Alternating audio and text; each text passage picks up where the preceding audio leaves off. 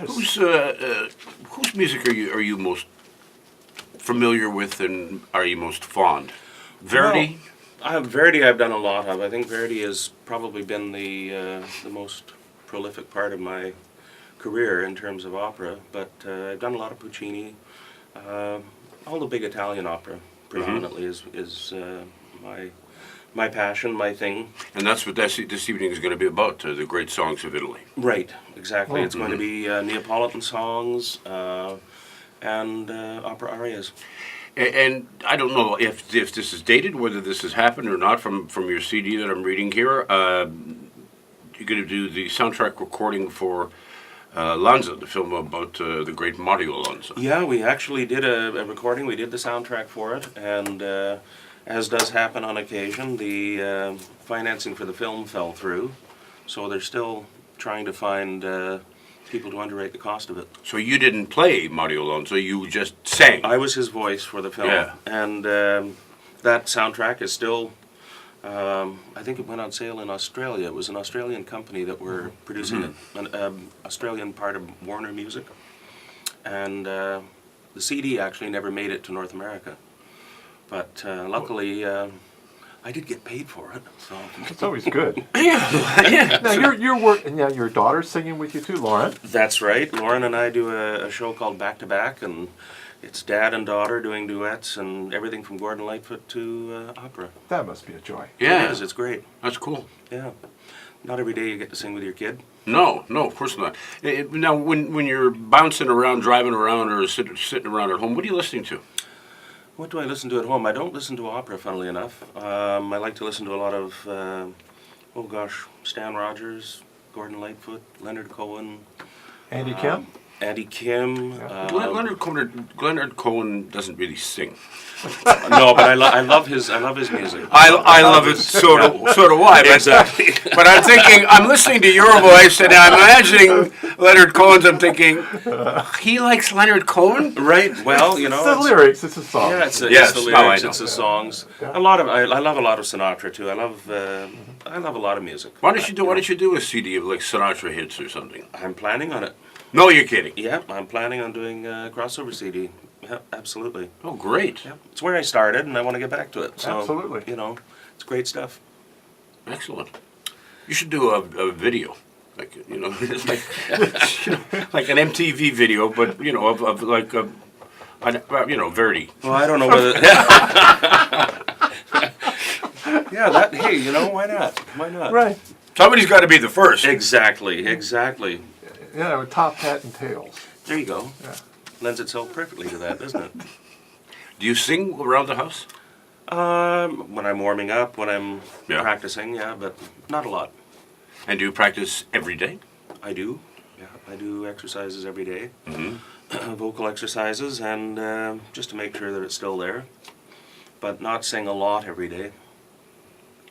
Now, you obviously have to be, so concerned about your voice, catching colds and strep throat and all those kinds of things, because Yeah. that's game over, right? Well, it is, and unlike other professions, if you take a day off, you don't get sick days.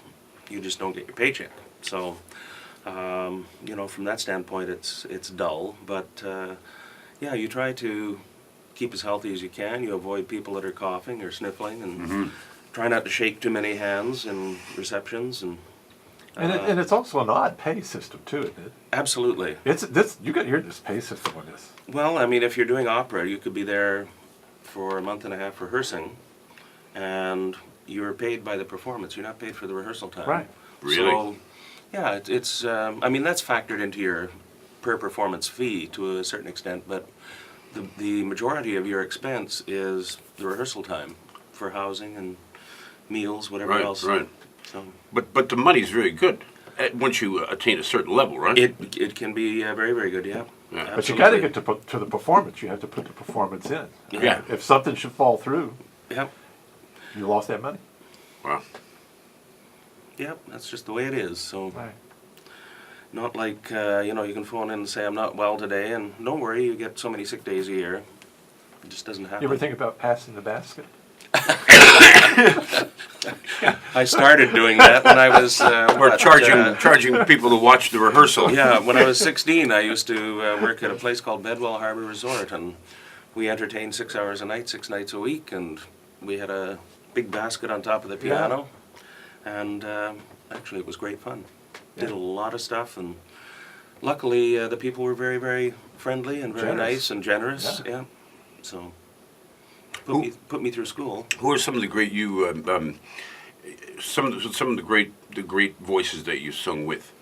That I've sung with, well, gosh, so many people like Angela Gheorghiu, Debbie Voigt, Luciano Pavarotti. Really? Worked with him, and Domingo, as I said, of course, has conducted me on several occasions.